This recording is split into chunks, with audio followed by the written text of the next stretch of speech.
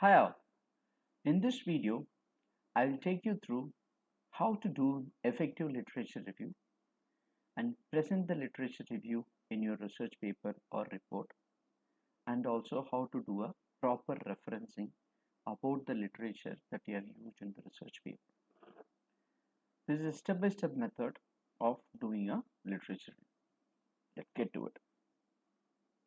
Let's say I want to do a literature review on technology adoption in Indian context, right? Assuming that you have got the relevant literatures that is related to technology adoption in Indian context, and you have downloaded all the papers, now you need to go through the papers and you need to present the literature review. So if you have missed how to download the papers and how to find the papers from the academic resources, you may want to watch my previous video in terms of accessing academic databases and downloading the relevant papers for your research. This is the link, right? Assuming that you have got all the papers, how to do the literature review. This is a step-by-step method. Step one is notes taking, right? So you read the paper. Now you have got the list of papers. Take a paper and read the paper, right? So first step, and after reading the paper, is take effective notes. This is one simple way of taking notes. What do is I usually open up from 4 columns and try to put the crux of the paper into these 4 columns. Who are the authors, in which year it is published, and what is the adoption study? Since this study deals with the adoption, so there are so many adoptions. One is internet banking, other one is information technology, other one is say e-business, right? So this is what is the adoption study. Then what is the research methodology used? Here in this case logistic regression is used, and it is an empirical paper with a sample size of 88, and logistic regression thrown out a classification accuracy of 76.12%, right, which is sound to be significant. And usually we concentrate on what are all the variables used in the paper, and what are all the variables out of those variables used in the paper, what are the variables significant, so that those variables might be relevant for our study also.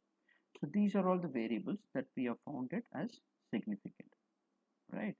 These are all the variables that are also similarly whatever paper that I am found it, so I diligently read the paper and take notes in this format, so that after reading the paper it is not gone out of my head. Even if I want to come back, I can refer the Excel file and recollect it. So these are all empirical papers. So usually effective literature review should have a mix of both empirical paper and quantitative paper, or what is based upon conceptual or case study. So these are all the two papers which is relevant for case study, right? So this is done by Taraftar and Vaidya in 2006. So why A? There are two papers the same author has written. So for differentiating, I put A and B, and they have studied about e-commerce in one paper, the information system in other, so on and so forth. And these are all the variables found significant, right? So this is one step in terms of effective notes making. This is not the only step. There are another ways of doing it. So I'll show you another way of doing, little detailed, right? So where I have written author name and journal name also. Sometimes journal name also carries its importance in terms of referencing. And what is the objective of the paper? Type of study is empirical. Methodology used, data on sample separately, where from the source from which it's collected, and list of all the independent variables used, and out of which what are all the variables which is significant. Sometimes non-significant variables also we need to understand. So this is the purpose of it. This is another way of taking the literature review as a notes making. Now this is all the case study based literature that is being published, and same thing I have done, right? So there are several papers that I have used which is conceptual at that time, and then these are all the empirical papers. Not much empirical papers was there at that time, right? That is particularly in Indian context. So this is the first step in terms of literature review, that's notes taking, right? So whenever you read the paper, diligently take notes so that it is there for you, which you can appreciate yourself that you have read the literature. Second one is the presenting the review, which is basically comes from the notes making in terms of connecting all the dots or all the columns that you have put in the notes taking. So I'll take you through one of my paper which I have written a literature review on, which is published in Electronics Commerce Journal. So this is the paper is about, right? This is the paper which is published in Electronic Commerce Research. This is purely about a literature review which is published way back in 2010. So I thought I will use it for explanation. Right. So what I have done, the same papers I have put it in the Excel file or in the notes making in a PPT, I have represented in paragraph style. Let us say the first paper that I referred is a Malhotra and Singh. If you look at it, so I'm connecting the dots in terms of the notes making that I have taken. Malhotra and Singh studied the determinants of internet banking adoption by banks in India. So if you look at it, the same thing I have written here, right? Malhotra and Singh connected in the internet banking, which is in India, right? Now, in the financial year, and the data was collected in 2004-2005 through CMIE databases. Logistic regression analysis was used. The dependent variable is categorical with the value of 1 if the bank is adopted. So if you go through this, the way I have put forth the literature review in paragraph style, which is basically connecting the dots from the notes that I have already taken from this as well as from this, right? I have connected the dots and I have presented it. At the end of it, what I have given also, right? Two things, what is the result says, and then how much the credit is contributing, right? So contribution from the study, and then I derive my own conclusion from the literature. That is, most of the study on adoption of technology was related to developed markets, whereas this study is important contribution to evolving literature as it dealt with the problem of technology adoption in developing country context, that is India, right?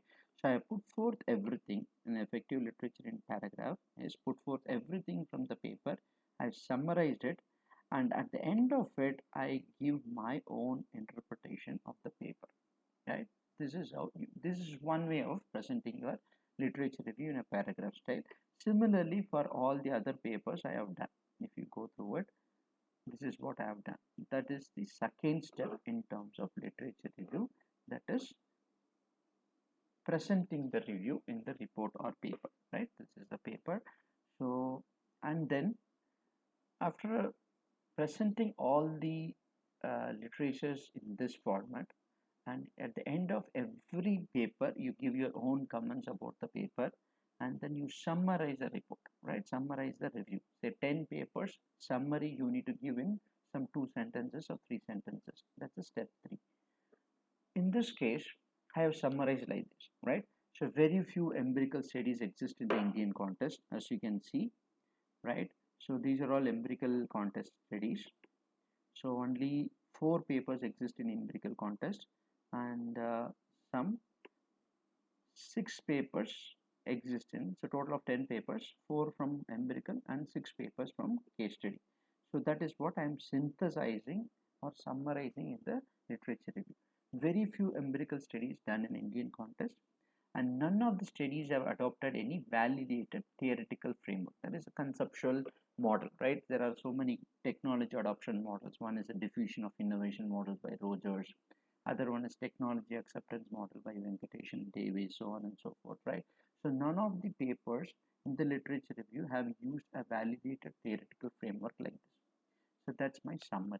The summary in essence gives you a literature gap, right? So that is the crux of what you are going to utilize on, right? So literature review, the success or the end result is I will find the literature gap, and I will try to utilize the literature gap, and that becomes my objective for my study. That's a step 4. So as I said, literature gap here is the summary. I'm getting the literature gap, depth of empirical research that have adopted any validated theoretical framework to study e-commerce adoption phenomena in Indian context. So clearly I have found the literature gap. That becomes my objective. So what's my objective now? I need to fill the literature gap. So to develop a theoretical model for e-commerce adoption for India from India's standpoint, and empirically validate. As you see, there is a lack of empirical research. So I want to empirically validate the e-commerce adoption. So technology adoption, here I am going to do a e-commerce adoption across different firm size and different industry sectors. So I can do it for automotive sector, financial sector, retail sector, so on and so forth, right? So to summarize, this is the essence of literature review. So I take the literature, take notes in terms of what it is contains, and connect the dots in terms of presenting the paragraph, presenting the literature review in the paragraph style. At the end of every literature that I have studied, every paper I have studied, I give my own comments in terms of what it has addressed and what it has not addressed. Then for all the 10-15 papers I have accumulated, I write a summary of it. From the summary, I find the literature gap. From the literature gap, I find my objective. Great. Yes. Now, these are all the papers that I have referred in the PPT, right? So for your reference. Now, this is the ready reference that I have shown you in terms of my paper being published. So if any of you want the paper, could not download the paper, so feel free to contact me. So I'll be happy to help you, right? Now, most important aspect, so often whenever not a regular researchers but a novice researcher do is they don't do a proper referencing, right? They don't even know that a proper referencing exists for every literature, or there is appropriate referencing style that we need to use. So that is most important. Let us see what it is about, right? So referencing is important because once you put the study for presentation or people to read, right, they always want to understand where did you refer all this stuff, right? So whether it is a genuine source or not. So also it helps the researchers to understand further about the paper that you have quoted, right? Basically, proper referencing is a professional way of telling that this is where you can go and find the papers that I have referred in my literature review and in the entire paper, right? So there are several ways of doing the referencing. So I'll take you through one of the important referencing management software website called Mendeley, where they are giving information about how to do a proper referencing. So this is the website, right? So you can make a note of it. Mendeley.com. It's a referencing management software basically. So I will concentrate on how to do the citation or proper referencing. Now go to citation. There are several ways in which you need to do the proper referencing for the researchers or the readers to find the papers that you have used in the report or the paper. So the first one is APA format for referencing style. APA stands for American Psychological Association. MLA stands for Modern Language Association, and Harvard style referencing. So let me concentrate on only one referencing to get an overview of it. Let us concentrate on American Psychological Association, which is very widely used in many of the research journals. Right. So I'm clicking on it. This is the APA formation guide. Right. So what do they do here? Whatever reference you are doing, right? It might be a journal paper, it might be a newspaper, it might be book, it might be edited book, it might be magazine articles, newspaper articles. So how to do a proper referencing so that people who are reading your research paper can go and download the same thing and read further if they want to understand further, right? So if you go through, there are given rules. So I'll straight away go to how to do a referencing, right? So if it's a 2 author, 3 author and all the stuff, so let me cut to the chase and then do this, right? So how to cite if you are reading from a book and you are using it. So this is the way to do it, right? So you need to quote the author name first and when it is published and what is the name of the book in italics, and then where it is published and who is your publisher, right? So this is a way to refer. And how to do the citation for edited book. So here if you see, you need to use the author names and then do a edition. So the EDS stands for edited. So this is a proper way of doing the referencing. So using this referencing, I can easily find these books, trace back the origins, and I can read it. Now how to cite a e-book in a American Psychological Association format. This is the way to cite a e-book, right? So please make a note of it. When you are referencing in a proper way, you are telling two things. One is you are professional researcher, and second thing is If anybody is interested in reading further, this is the way you can find it easily, right? And then how to reference a journal article.